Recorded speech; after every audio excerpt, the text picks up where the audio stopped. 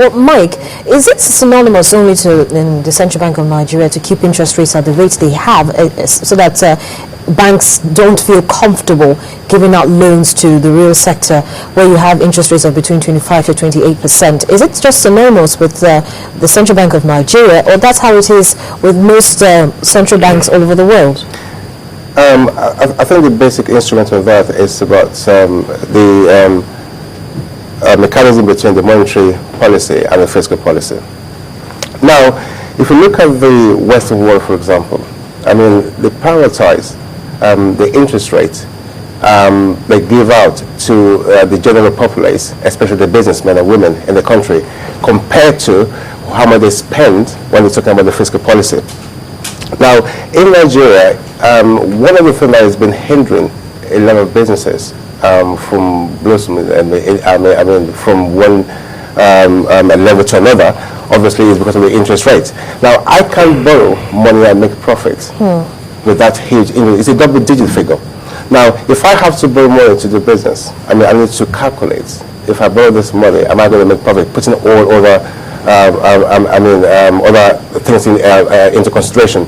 Now, I will have to make sure that if I'm going to have to borrow money from the bank, you see, if you look at back history in Nigeria, we have all this microfinance banks. The main agenda is to be able to get close to the grassroots, so they can actually be able to borrow money at a very convenient rate. But nowadays, if you go to all these microfinance banks, you'll be surprised that some of them even charges more than the commercial banks. Okay, they're not really interested into solving the economic problem that which they've been established for, but rather than making huge amount of money and profit for themselves, which is not helping at all.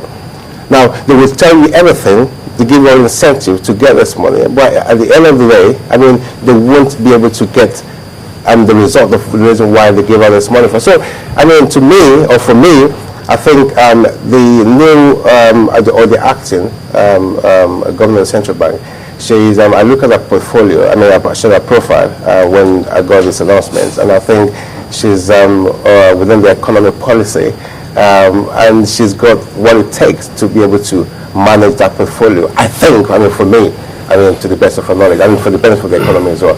Let me just add to the question you asked. Your question is actually that is this synonymous with central banks all over the world to keep interest rates high to moderate inflation? Well, moderate inflation at the detriment of the real sector growth. The interest rate is a tool. It's a monetary policy tool that the central bank uses to manage the economy.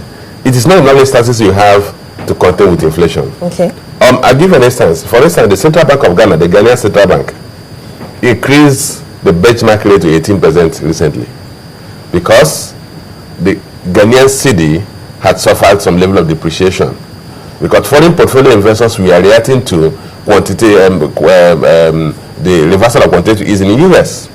And that has not just happened in Ghana. It happened if you look at India, the Indian rupee has lost some ground.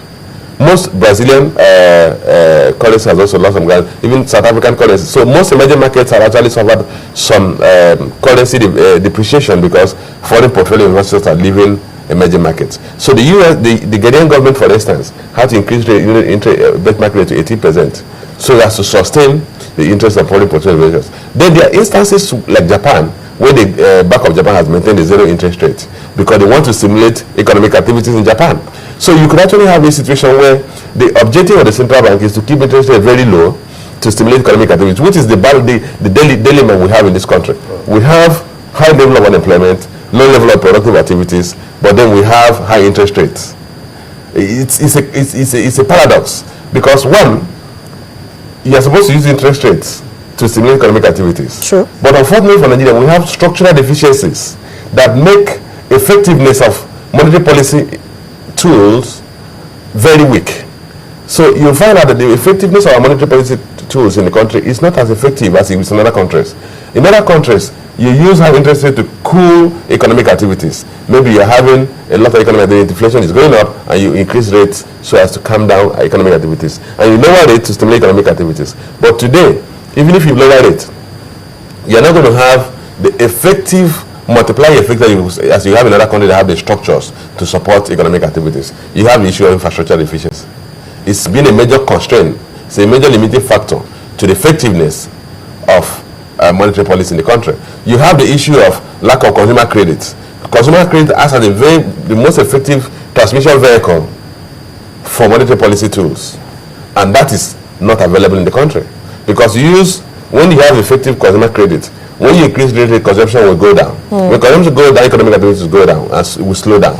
And then when you lower interest rate, consumption will go up, because consumers need to borrow more to spend, and that will stimulate economic activities and then stimulate employment. Unfortunately, we have the limiting factor that we do not have the infrastructural base to support the effectiveness of monetary policy too. And then when you look at the issue of central bank increase, like I said, whoever comes in as the next central bank, or including Sarah Alade, has a lot of work to do. Today, you need to reduce this, strong need to reduce interest rates so that as to stimulate economic activity locally. But also a challenge that you need to maintain some level of macroeconomic stability. So probably what will happen is after the election, they will allow Naira to devalue to maybe 180 to 200. But before we get to that point, why do we have to do this tightening at the detriment of the real sector? Every time we hear different forums, programs, initiatives, everybody is talking about how the real sector is the engine growth of any economy. And so why is it that each time most of these policies are made, the policies are made not in the interest of domestic players, but in the interest of foreign portfolio that we're trying to encourage to come into our economy? Well, if you recall, one of the things that Sanusi was always saying, is that his duty, his primary responsibility as a CBN governor was to maintain price stability. That could mean inflation rate must remain stable. To some extent, he has achieved that. I mean, inflation rate has remained sub 10%. But that does not take away the fact that we need to stimulate the real sector. But like I said, the challenge you have with stimulating the real sector is that even if you drop interest rates to zero, the real sector will still struggle. I remember at one of your programs in 2008, when the government came up with a special intervention fund for the textile industry. And my position was that unless you address those structural weaknesses that impede the manufacturing sector, that even the intervention fund will not be very effective. And that was very simple. If a textile manufacturing company gets loan at zero rate and has to run their power supply on diesel, the cost of diesel will far outstrip the savings they would have made on interest. And products imported from China, where they have efficient power supply, will still come land in Nigeria at significantly lower price than what they are producing locally. So you need to address those infrastructure deficits. But I think one of the things we missed out in our discussion this morning is that I don't think Sanusi was removed primarily because of his... He wasn't removed, he was suspended. He was suspended primarily because of his monetary policies. I think his suspension has to do with more of the political interventions he has been making in terms of his speeches and comments. I don't think the government was reacting to the monetary policy, because Sanusi alone does not determine the monetary policy. He, as a CBN governor, could have a strong voice, like what he said recently. He said that he was actually outvoted at the last monetary policy committee, because his position was that they should increase monetary policy, cash reserve ratio for private sector deposit to 15% and increase public cash reserve ratio for public sector deposit to 100%. But he was outvoted because he wasn't the only person that votes at the monetary policy committee. So I don't think the reaction of government in suspending Sanusi has to do with the monetary policies of the central bank. Okay.